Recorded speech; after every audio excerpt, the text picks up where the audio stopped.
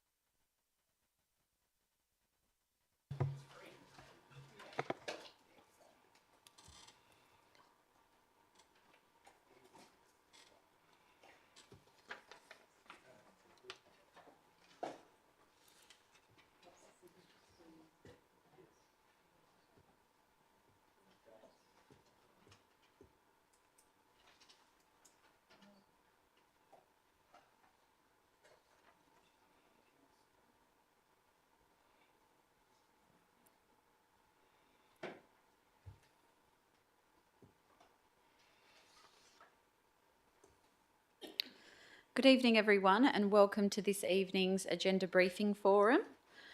Tonight is not a decision-making forum. It is the briefing on the agenda for the Ordinary Council meeting, which will be held next Tuesday, the 23rd of August. Please note that this meeting is being live streamed. I would like to acknowledge the traditional custodians of the land on which we are meeting, the Whadjuk people of the Noongar Nation, and pay my respects to their elders, past, present and emerging. This evening, Councillor Clark is on leave of absence and all other councillors are present in the chamber. I'd also like to welcome our new Chief Executive Officer, Jeremy Edwards, to his first Agenda Briefing Forum with the City. Welcome. Thank you. This evening we have 3 deputations. 1 has been submitted in writing and 2 will be presented in person. I will explain how the deputation process works. Each person who is presenting a deputation will be invited to come forward and speak at the microphone for up to 5 minutes. As we get close to 5 minutes, I will let you know so that you can conclude your deputation. After your deputation, the councillors may have some questions for you. Once the deputations have been completed, we'll go through the agenda and councillors can ask questions of any of the reports. This is not a decision-making evening. We will meet next week where the agenda will be put forward and councillors will vote on the items. So I'll move on to our first deputation. For item 10.4.1, we have 1 deputation in favour and 1 deputation speaking against the officer's recommendation. Could I please ask Ms. Betka, who is speaking in support, to please leave the meeting and go into the waiting room?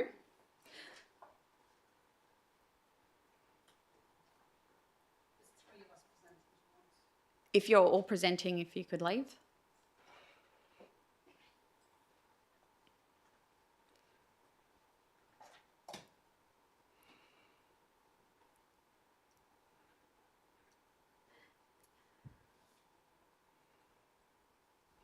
Thank you, and I'll ask Mr. Kramer if you'd like to come forward.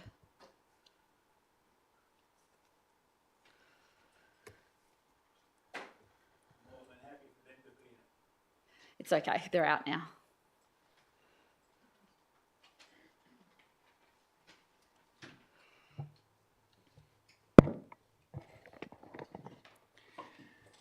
Right, thank you for this opportunity.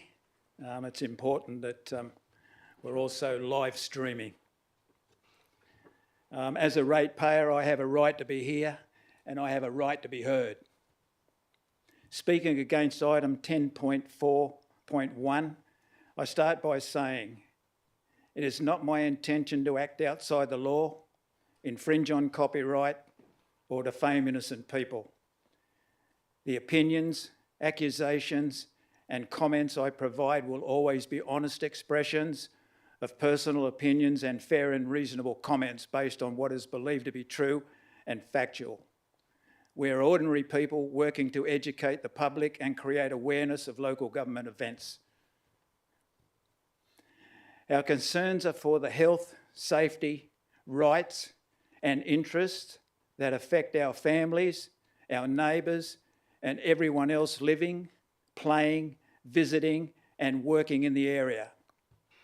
Let it be known, we would not be here if the SAT hadn't overruled 4 other government departments and our elected local government. If this noxious plant had the prescribed DWER 500-metre buffer and Randsburg could be trusted to operate within the law.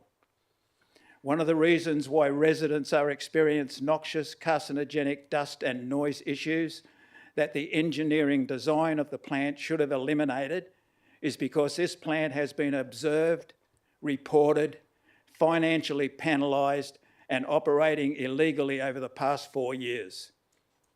Randsburg now wants ratepayers' approval to expand their noxious plant. They are not new to this industry. They would not build a multi-million-dollar plant with a limited 4-year future. The plant, in their words, currently runs at a 35% capacity. Is this a well-run business or a start to a much greater noxious plant and an expansion program to produce 3 times the amount of concrete and emissions to achieve their 100%, 180 metres from homes? Did Randsburg ask for council approval for the alterations and expansions already being done at the rear of their plant? We now see that they have built a 6-metre high shipping container wall at the rear of their noxious plant. It is recognised as an unacceptable weakness of the State Administration Tribunal for accepting and failing to publicly investigate the accusations of deceptive conduct, that of CDP, Town Planning and Urban Design, being the author of the original December 2014 Works Approval application that contains 46 misleading, untrue, deceptive statements that the SAT used to form their decision to overrule and demonise our elected local government. Your office's recommendation is also contrary, advising council that a start time of 4 a.m. was acceptable, when in fact plant operations and dispatches should not legally begin until 7 o'clock. Because of their numerous recorded breaches, Randsburg, the operator of this noxious plant, has demonstrated contempt by ignoring and restricting restrictions set by the SAT and DWER and the EPA and our elected local government, and has willfully continued to mistreat the environment and disrespect the health, safety, rights and interests of members of our local community. Randsburg have expressed their concerns that they are confined to conditions that other batching plants are not. That is because this is the only batching plant in Australia to be given the right, only by SAT may I say, to be built and operated on the outer boundary of an industrial estate neighbouring an SLU and only 180 metres from a residential estate, completely void of any environmental health and safety, 500 metre buffer, and now being potentially supported by an insensitive, disappointing council director's recommendation. The health, safety, rights and interests of our community need to be assured. The protection of our environment must also be assured and needs to be SAT's and council's highest priority, positioned well above any request by one person to augment his noxious, illegally operated business, a business that has no community value. Mr. Kramer, you've just had 5 minutes. Do you have much more to go? No, I haven't. No, it's just a little bit. I'll give you another 5. Thank you. The operator is not a fit and proper person to manage a noxious concrete batching plant without a DWER regulated 500 metre buffer zone to separate them from Joan Rycroft Reserve, residential, public recreational and park spaces. Because of their illegal behaviour and the way we victims are now forced to live within their imposed 500 metre buffer zone that continues to have a negative impact not only on our amenity, health, well-being, rights and interests, but also on the environment and our property values. Members of our community group are now considering their options. One of those options is to use every social media available to us, including a GoFundMe to help finance a class action. We pay our rates, but no longer feel safe, protected or heard. Any questions? Thank you for your deputation. Councillors, are there any questions? Councillor Palmer? Thank you, Mr. Barry Kramer, for your deputation. I'm sorry, Councillor, you'll have to speak into the mic a little bit more. Okay, can you hear me now? No. No. I'll try and speak louder. Thank you. Can you hear me now? Yes. Okay. If you were in my position sitting here, would you do anything different or more, or what? For a start, you've hired a lawyer that cost us, ratepayers, over $500,000 in the first instance, who lost dismally. You've hired him to do this again. If it was left to me, I publicly stated that I personally, having the courage, I guess, that I would have represented our community at SAT, and that what the offer wasn't taken up, nor has your lawyer ever contacted me or Jamie Petrovic. I'm doing this by myself and Jamie Petrovic with no help from anybody else, really. Now, if it was left up to me, I would pick one thing and one thing only that has any influence on the well-being of our community, and that is the monitoring system. I would give them that, and I will give them nothing else, because there is not another thing in that that can enhance our well-being. Okay? So when this goes to SAT, because I've had conversations with SAT, and I believe it is truly toxic in SAT, this what's happening here. They don't want to know about it. They understand the failure that they've had. It's already written in the transcript of a Parliament bloody inquiry into this, written by, it was actually the Attorney General, said that SAT got it wrong. And the same with Amber Jane Sanderson, said SAT got it wrong. And Amber Jane Sanderson went on to say on this transcript that Council actually got it right. Now, if it was left up to me, I would give them this one thing and one thing only, and give them nothing else. Because when this goes to SAT, SAT will need something to balance the books. Now, I believe that SAT will not allow them with this 4 o'clock stupid bloody arrangement that your director recommended, which is absolutely bloody ridiculous, because the sound law that you guys are working with says no way until 7 o'clock. You can't even start a bloody lawnmower until 7 o'clock. So if it was left to me, again I say, I would give them nothing but one thing only, and that is the monitoring. They're saying to us that they need to do the water. That is absolute bullshit, because that plant has been built for a 100-year reign. Okay, they want another driveway. That other driveway is already in place, covered by mulch, garden mulch. The limestone blocks that are around it aren't even mortared in, they're just freestanding. That's ready to go. Just wipe the mulch off the driveway, and there you have it. It's already done. And it looks like a new driveway under the mulch. The story goes on and on and on. We've got records that high of these people breaching their licences. So again, give them nothing but the monitoring. So when it goes to SAT, SAT can at least say, no, we'll give you the other two, but you're not having the time. That's going to take a lot of courage to do, I know that. But your lawyer, in my opinion, is not capable, because he hasn't even called us to ask us how we're going, where are we at, is there anything we can add to his defence or whatever. Shocking. We're ratepayers.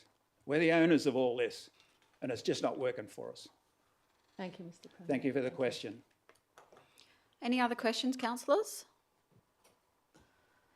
Surely there's a lot of questions. In fact, there shouldn't be any questions, because all this information has been previously sent to each and every one of you.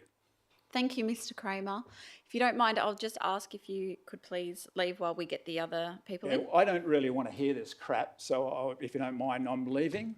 If you want me, you know where you'll find me. I'll be at home, in the comfort of my home, watching it on TV.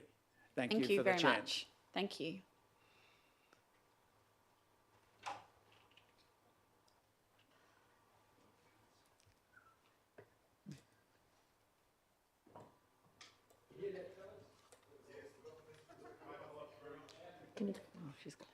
Should I do a impartial interest because of the way I voted with these people through the years? I will get to that when she doesn't have to do it for deputation. Okay. So, councillors, our next deputation is in relation to the same item, item 10.4.1. Ms. Kasia Betka will be speaking on the item. Thank you, councillors. Very briefly, good evening, and thank you for the opportunity to address you. My name is Kasia Betka. I'm an Associate Director of CDP, Town Planning and Urban Design, and I'm representing the applicant in this instance, that being the WA Premix. Also in attendance are Mr. David Delabona and Wally Lukek from WA Premix, and that's purely and simply so that we can answer any questions that you may have. We seek your support in relation to this application. It is for minor alterations to the existing plant. They are intended to improve the plant's operation. I emphasize that these are not minor improvements only, and no changes whatsoever are proposed to the current level of operation. No additional traffic is to be generated, no additional hours of operation, no increase of production or level of activity. We support the officer's recommendation in relation to this item and seeking council's approval.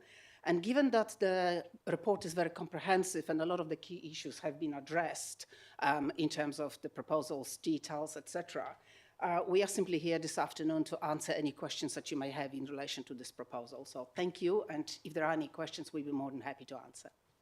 Thank you very much. I'll ask councillors if they have any questions. Deputy Mayor. Thank you. So if I may, I just wanted to ask, you just said that there was no change in the application to the operation of hours. Can you just... To the extent of hours, so it's the same block of hours. Yeah. No additional, no increased level of activity. It's simply proposed to shift the operating hours. Excuse me, sorry, do you mind speaking into the microphone? Okay, thank you for clarifying. Thank you. Any other questions, councillors? Councillor Palmer. Thank you very much for coming. It takes a lot of courage.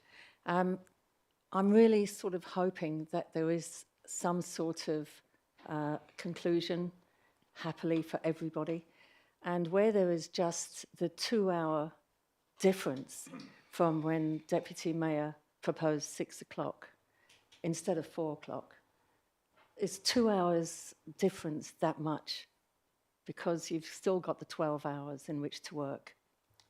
David, did you want to perhaps elaborate on that? Yeah, sure, I'm happy to answer that. Basically, it's driven predominantly by our customers and our clients, so we are largely driven by their demand. It's not so much about when we choose to supply, it's basically our customers that they want the concrete earlier in the morning for a myriad of different reasons. Sometimes it's around traffic, sometimes it's around the volume of concrete going in. There's a whole raft of reasons. There's a lot of concrete going on as we speak, and the major projects down here on Tonkin Highway as we speak through the city of Bayswater.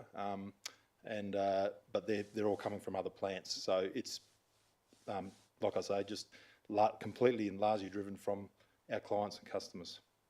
That's the whole reason for it. Sorry, Councillor Maleka, can you turn off your mic? I think Councillor Palmer's still. Thank you for that. You have 2 other plants, so you're supplying the cement or whatever you're batching from those 2 plants as well? Yes, correct. Councillor Maleka?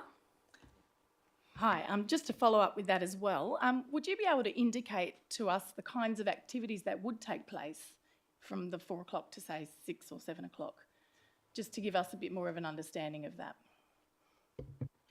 Yeah, basically it's just the operation of the plant mixing the concrete, and also the concrete trucks themselves, just the small trucks with the barrels on the back, just basically entering the site, pulling in underneath where the mixer is, and leaving the site. So the activity, or between 4 and 7 in the morning, there'll be no larger trucks of the materials that are coming into site, like the quarry materials or the cement itself. It's just the smaller vehicles moving in and out from the front of the site. So that's the only activity going on between 4 and 7 in the morning. Any other questions, councillors? If not, thank you very much for your deputation. Thank you.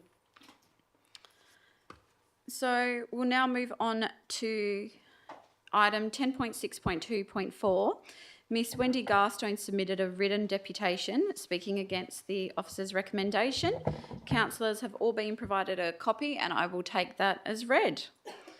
So to those in the gallery, we will now be asking if there are any questions on these items, and please feel free to leave if you wish. So councillors will now ask questions on items that were the subject of the deputations, which is 10.4.1, proposed alterations and additions to concrete batching plant. Does anyone have any questions on this item to the officers? Councillor Palmer, did you want to disclose an interest first? Yes, just to say that impartially, during the course of any of the items to do with the concrete batching, I have been against the concrete batching for some time, not in a personal matter, but just on the evidence that we have. Thank you. So does anyone have any questions on this item? Councillor Palmer? Yep. The last question that we received from the proponent said that they're not intending to bring the heavy goods of their materials before 7. It's a bit of a sort of catch-22 because they're not allowed to move that type of aggregate before 7 into any factory. Can I just have that confirmed?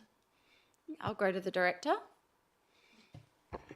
Through the chair, my understanding is that from previous deputation was that there's material already stored on site, so they can still, my understanding, can still do activities on site from 6 to 7, just that there can't be used any front end loader can be used, nor any raw materials can be delivered to the site. That's my understanding. I'm not sure whether the manager wished to elaborate on that. Madam Mayor, I'd just like to get some confirmation from DEWA or from Main Roads, because to my understanding, materials aren't allowed to be trucked into factories before 7 a.m. So just a little bit of clarification from someone. So would you take that on notice? Through the chair, yes, we will. Yeah. Yep. Thank you. Any other questions on this item? Councillor Peterson-Pick? Thank you. Just a few questions. The first one, I just wanted to confirm that the officer's recommendation is the same one that we saw last time and there are no changes. I'll go to the director. Through the chair, there's some additional information within the main report, but the recommendation's the same as it was referred to in September. I didn't see. There is changes in the main report in comments, but the officer's recommendation is the same as same. what was in the June meeting. Okay, thank you. So I understand that there was mediation. And with regards to the hours of operation, has that resulted any change? Was there any agreement with regards to that? I know that we had a briefing, but I see that the officer's recommendation has not changed. So, yeah, are there any things that the council need to consider as a result of the discussions between the city and, as part of the set discussions? Through the chair, I might get the manager to respond to those detailed questions.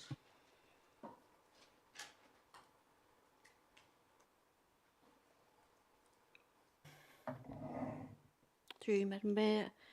There's been no change to the officer's recommendation, as the additional information provided by the applicant didn't alter the information with respect to hours. So there was nothing to change the city's position. Okay.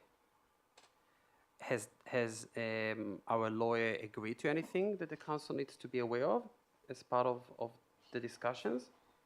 Because we did have a briefing about this, and from what I recall, there were ongoing discussions. So when are we going to hear if there was any agreement? Through you, Madam Mayor, there's no ability to discuss what occurred in mediation in public. At what stage the council will be briefed if any agreements were done? If it's confidential, not confidential, when are we going to hear about that? Excuse me, councillor, we received a briefing on this item. Council has received a briefing on this. Okay. Sorry, I remember the briefing, I was here, but I recall that, look, I don't know what I can say. I recall that we were advised that any agreements will come back to council for a decision. So it was my understanding that if there will be any changes, we'll be aware if there are any agreements. So I didn't understand that we are going back to the offices of accommodation to the start point. I thought there were discussions. So no, we're going back. So Madam Mayor, can you please clarify? Are we going back to the starting point? So all the discussions through the mediation did not result in anything. We're going back. So as the manager stated, we can't discuss publicly what occurred in the mediation. What we can discuss is what's in front of us in the report. Okay. Just a few questions about the times of operation. So, and follow up from the deputy, and I think Councillor Palmer was also asking about it, and I'm not clear. So how can they operate before 7 a.m. in light of the noise regulations? Because I know even personal trainers cannot actually operate in local parks. So how can they operate? Through you, Madam Mayor, notwithstanding there's a condition of development approval which doesn't allow them to bring raw materials to the site before 7 a.m. In terms of the noise regulations, it probably is worth referring to the manager of Environmental Health and Statutory Building, who's just can join us now. Yeah. Yep.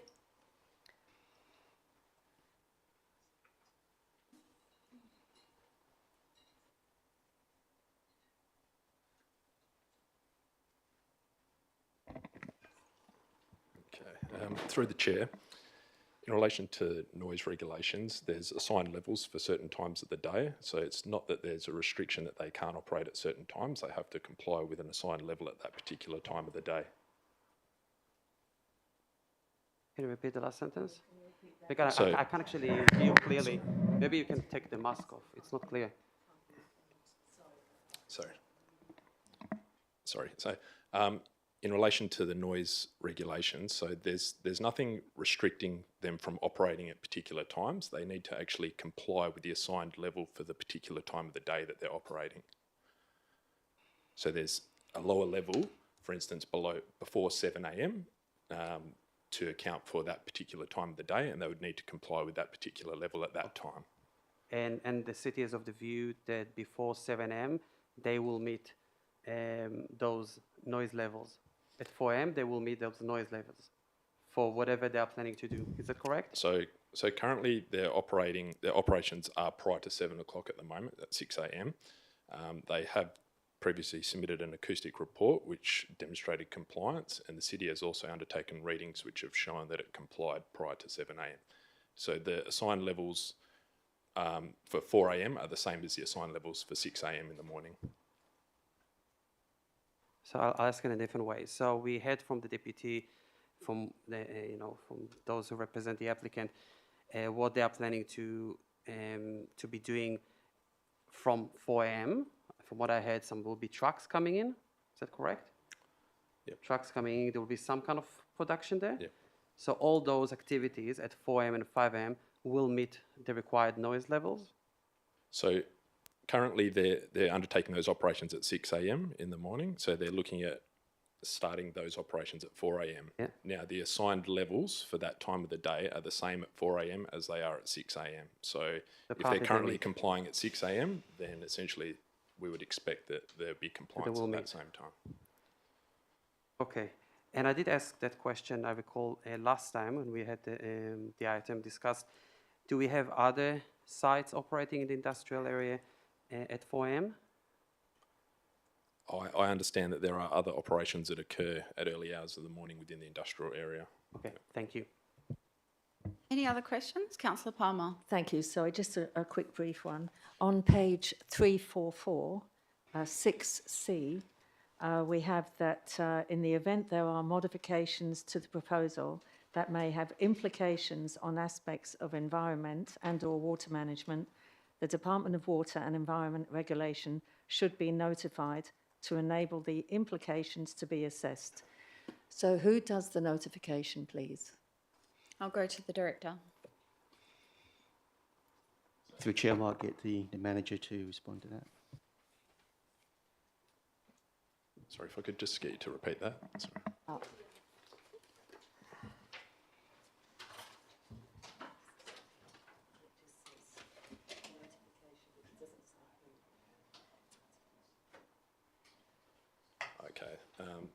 through the chair, so there'd be a responsibility on the actual applicant to notify of any changes to the plant. So under their the current operation, so they would need to notify DWER.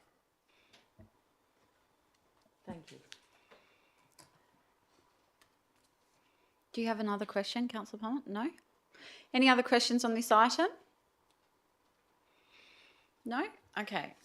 So we'll move on. Does anyone have any questions in relation to item 10.6.2.4? Proposed local planning policy significant tree register? Any questions on this one? No? Okay. So I'll now move on to the other items. I've received notification from Councillor Johnson. You have a question in relation to 10.1.1, review of keeping and control of cats local law. Thank you for that. My question is just if I could get a little bit more detail about some of the public submissions. So in some of the public submissions against, the comment was made we should be doing more. So I was thinking that probably wasn't against, it was yes and I was just wondering what else people had suggested, if anyone knew. I'll go to the director. Yeah, is he the manager? The manager? So I'll go to the coordinator. Okay. Through the Mayor, we've tried to summarise the submissions as best we could. I mean, there were 542 submissions, so we had a huge sort of response, which was obviously a very good sort of result going through Engaged Bayswater. I think if you can just repeat your question again, so just in relation to... Sure. No, and I appreciate the summary that was provided. I was just curious about some of the submissions that said they were against it, were actually against it because they thought we weren't doing enough. Is that a correct reading of that summary report? That would be a correct understanding of that response, yeah. Thank you. Any other questions on this item, councillors? Councillor Peterson-Pick? Yes. The report talks about or mentions some of the feedback that we received during consultation, and that some thought, those who opposed the draft, thought that we should add requirements for cats to wear bibs or bells. Are we aware of any local governments that have local laws with those kind of requirements? I'm not aware of any, and I've just confirmed through the Senior Ranger here as well that we aren't aware of any councils with that requirement in place, no. Okay, thank you. Thank you. Any other questions on this? No? Okay, thank you very much. Sorry, Councillor Bull. It has just occurred to me that I should declare a proximity interest. My error, I just realised, reference to Gobble Lake, which is opposite my property. Okay, thanks. We'll now move on to item 10.1.2, which is review of health local law. Councillor Johnson. Thank you for that. I have a number of questions on this one. So, I don't know if it's... mostly I'm curious about chooks. It says, correct me if I'm wrong, that you can... So in the proposed local law, we're proposing that it be a bit easier to keep chooks on a smaller block. I'm just curious about how you could keep a chook under this requirement, how you could keep a chook on an average size house block in Bayswater, in the city of Bayswater. I'll go to the director. Through the Chair, I might go to the Manager of Environmental Health who's pretty more involved with this side of the limitations on chickens. Through the chair, this actually come about in relation to an issue on a standard residential lot, which was under 500 square metres, and there was issues in relation to the setback requirement. Issues in relation to the lot size rather than setback requirements. So they were actually able to meet all the other conditions within the city's health local laws in regards from a public health perspective. However, the lot size was the limiting factor in that instance. So that's why we had a look at it to say, rather than having a limitation not requiring poultry under 500 square metres. We said we'd allow up to 599 square metres for someone to have up to 9 poultry. Okay, so can I ask a follow-up to that, please? So that means, so this comes from a practical example that would work. Because I've read here that you have to, the chicken has to be, the poultry chicken has to be 6 metres from the house, or is it 6 metres from the door? I'm just like, on some blocks, I just think 6 metres is quite far. I'm just wondering how. So the 6 metres is from the own residence. So it's just a requirement to minimise any public health implications associated with living in close proximity to the poultry. Okay, thank you. Yeah, I mean, I hope it works. So can I ask about bees? Just wondering, like in the bee section, I don't think it's proposed too many changes, but I'm just wondering if we've consulted with any beekeepers. Through the chair. So we have had conversations previously with some beekeepers. Their concern was in relation to having to go through a process of applying to council to be able to keep small quantities of bees on their properties. So essentially what the change in the local law is to not require them to make that application for under 2 beehives, provided that they still comply with all the conditions associated with keeping bees on the property. If there's more than 2 beehives, then we would need to go through that approval process. Sure, yeah, that sounds sensible. I mean, I guess in an atmosphere of like, you know, varroa mite, and I know it's really important that bees register with, I think it's the Ag Department that monitors that. Do we need to make that a requirement or a condition? It's something that we could keep in consideration, I suppose, as part of updating it. Yep. My understanding with bees is it's more about the flight path than where it's located and where the flight path is. Is there anything that we can write into it to make it, I don't know, just like it's about where the flight path goes rather than metres from boundaries or anything like that? Through the chair. So we look at it essentially from the potential impact or nuisance to neighbouring properties, I suppose, rather than the flight path.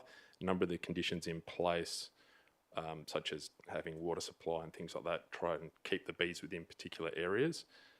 And the setback requirements are in place to try and minimise the impact on neighbouring properties and people walking through public areas as well.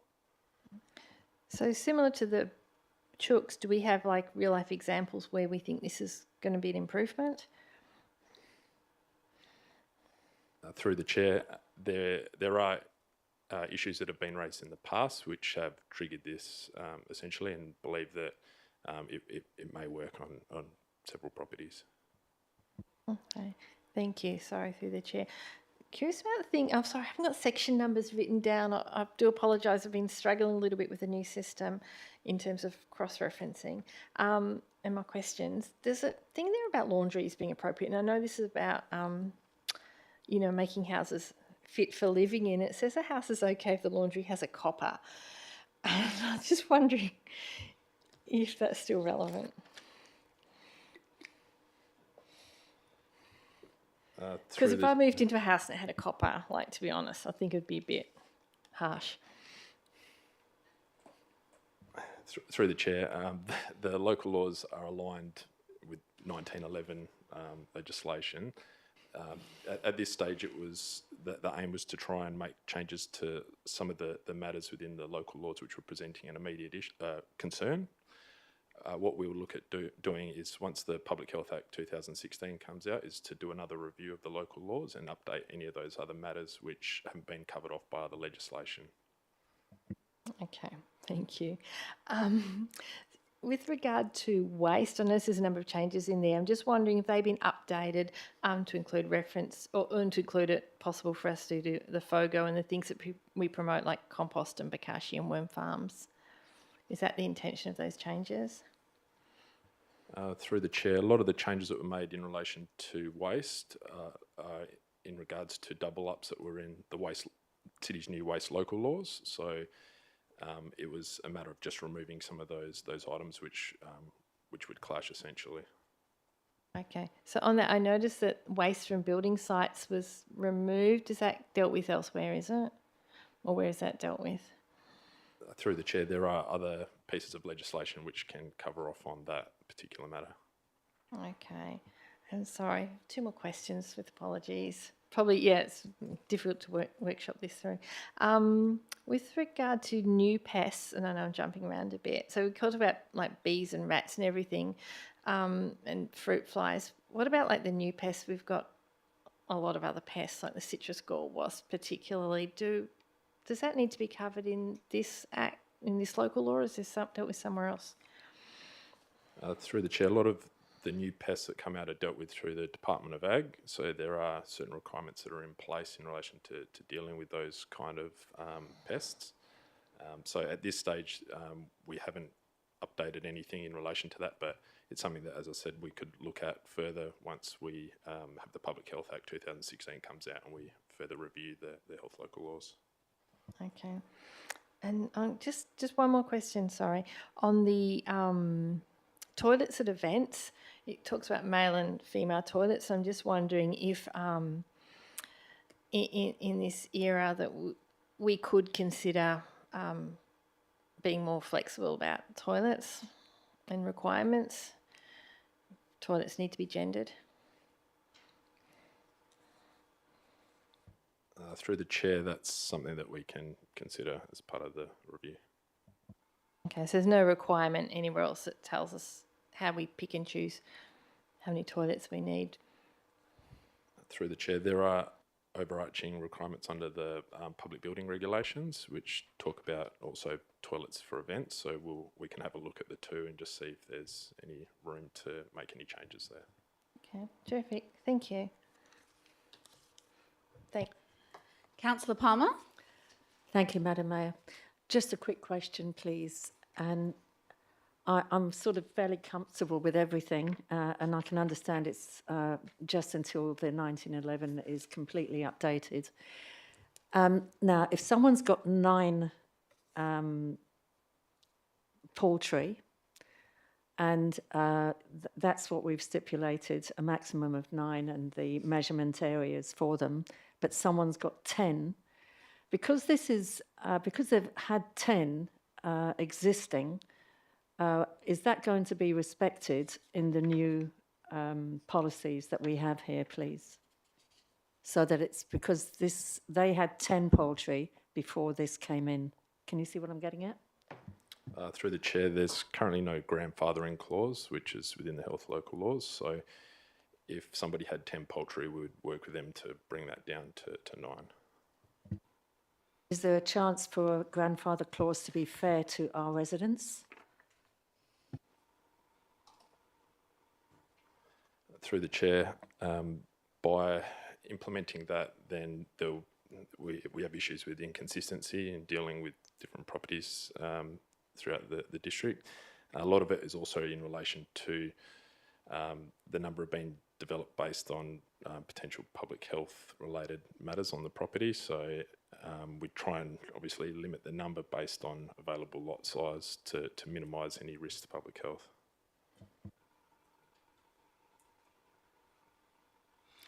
Any other questions on this item? Councillor Peterson-Peake. Thank you, Madam Mayor. Just 2 questions. About the beehives, from what I understand, we are loosening some of the requirements here. By doing that, are we introducing any safety risks? By having more places and maybe not in suitable locations with bees?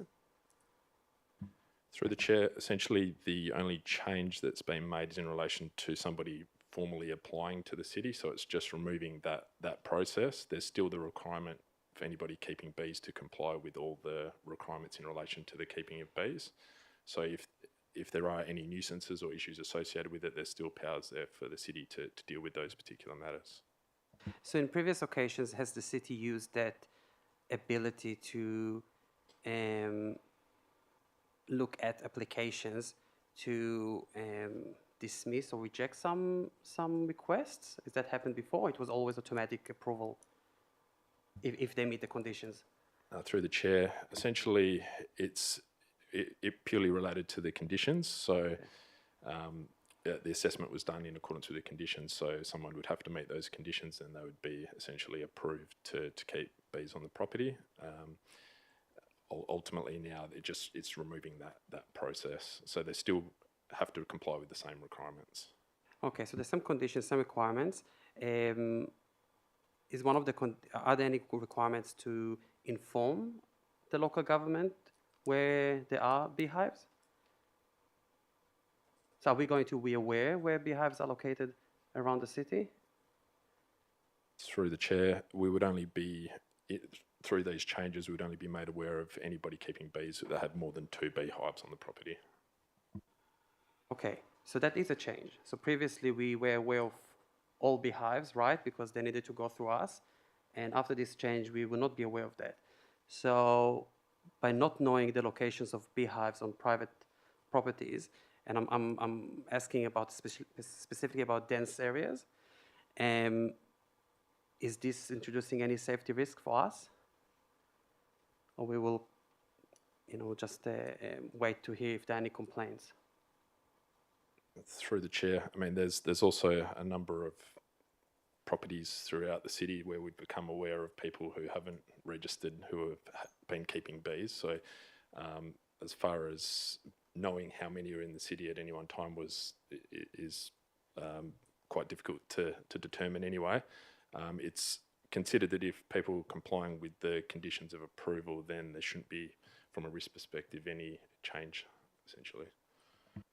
Okay, thank you for that. So the other issue that I wanted to ask a question on is about the head power to create this local law. I understand that we are moving from the Public Health Act to the Local Government Act. So we are allowed to have such a robust health local law under the Local Government Act?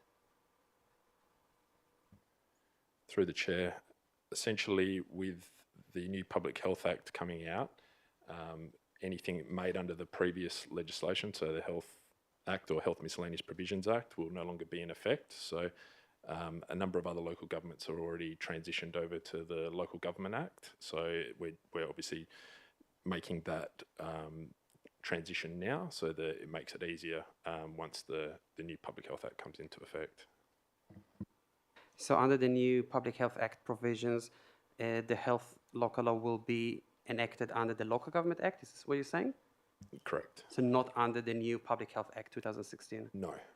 No. And we're already aware that other local governments already did this same process and they had their local laws approved and went through Parliament, right? Correct. With the Joint Standing Committee? Correct, yes. Okay, thank you. Yep.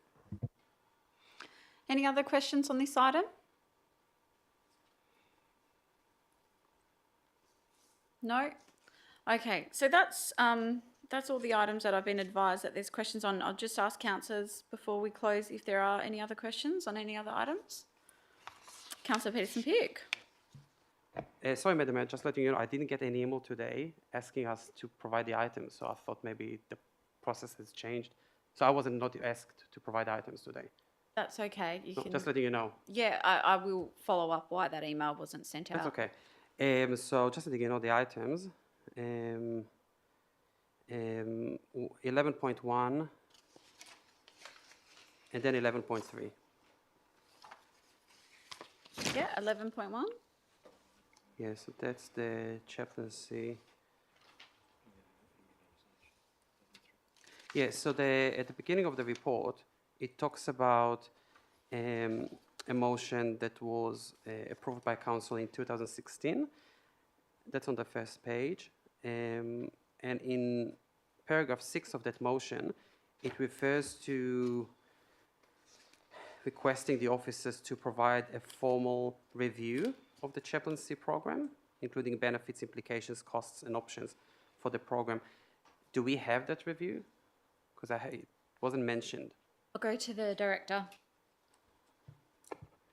Through the chair, I will need to take that on notice and see and provide that to the councillors. Okay, thank you.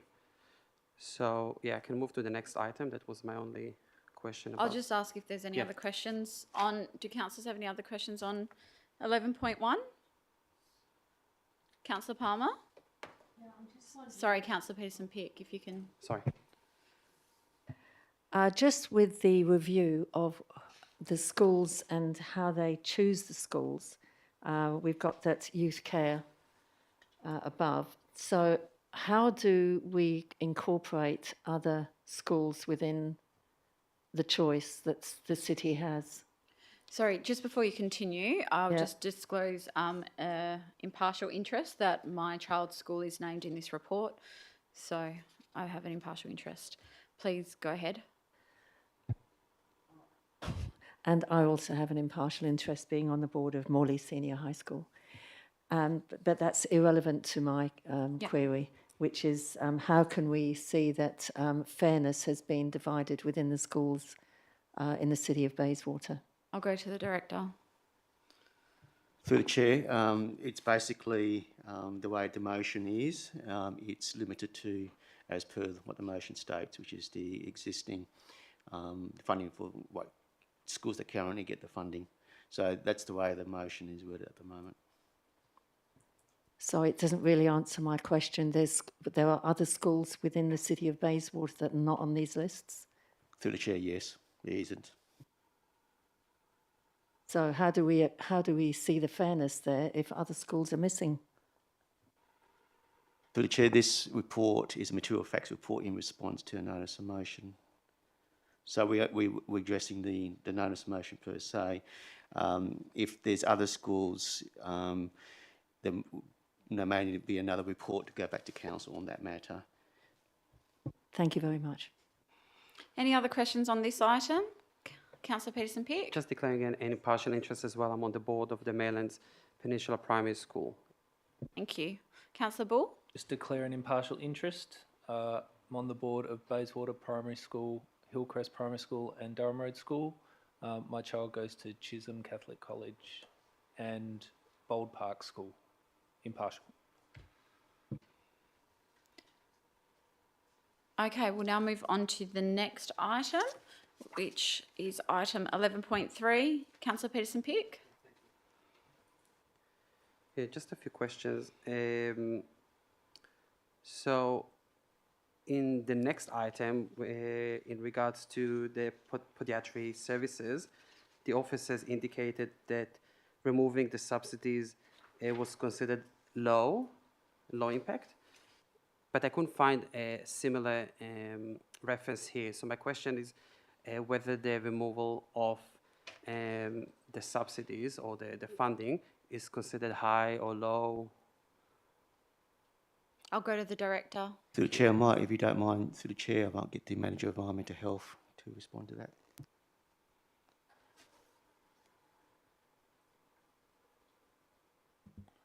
Through the chair, could I just get to repeat that again? Yes, so with regards to the podiatry services, the city in the report specifically said that the impact of that removal was low. The impact of removing the subsidies was low, had low impact on residents. So my question was about the immunizations. What was the impact overall on our community? Is the city regarding it high impact, low impact? Or Through the chair, there has been quite significant concern from the community in relation to removal of the services. okay. You want a follow-up question? Just another impartial interest. Durham Road School is mentioned in the report. I'm on the board of Durham Road School, and Chisholm Catholic College is also mentioned in the report, and my daughter goes there. Thank you. Councillor Peterson-Pick, Yeah, you thank continuing? Yeah, thanks for that. On page 149, almost at the bottom, there is a paragraph saying the immunization clinics, which were partially funded by the federal government, ceased operating following the adoption of the budget. The city has been advised that the federal government will not be reassessing its funding arrangement until mid-2023. So I wasn't clear about this paragraph. So what does it mean? That even if council decides to reinstate the funding, those clinics will not be able to be created again? Is this what you are advising us? Through the chair, it essentially is just advising that the current rebates that are received, which are separate to the costs that the city pays for these clinics, so the rebate scheme through the federal government is not going to change until they review it mid next year. So the cost to the city for the program is still the same. So what is the loss here? What is the impact here? So there's no particular impact at this stage. Essentially, what it was advising is that the city was trying to approach the federal government to essentially try and receive more money to increase the rebate to try and reduce the overall cost of the program. So we've found that we're unable to receive any further funding until that's reviewed mid next year. So is this related to the same clinics that we fund, or other same clinics? Correct. But we used, and before the budget, we used to get some funding from the federal government? So essentially, the city receives a rebate from the federal government. Yeah. The costs on top of that is what the city pays to run the service. So the $144,000, which was allocated in the budget, is what the city pays after all those current rebates are received. The city was trying to approach the federal government to get more funding so that the cost to the city would be essentially reduced, but that's not going to occur anytime soon. So, I'm sorry. So previously, did we receive federal government assistance, but it was removed since the budget? This is what it says here. It says the immunization clinics, which were partially funded by the federal government, ceased operating, and the city has been advised that they will not be reassessing its funding arrangement. So have we received previous funding from them before the budget? Through the chair, yes, we've received funding each year from the federal government. Or those same clinics that we used to Those operate? for the same clinics. So just to explain the current situation. So with the immunisation services, so we had clinics and we had a school-based program. So through the clinics, we received a rebate through the federal government to run for each immunisation that's administered through the clinics. And through the school program, we received money from the state government for each of the immunisations that we provided through there. The cost to the city, the $144,000, as I mentioned, is on top of that and covers all the other costs to the city in relation to running those two programs.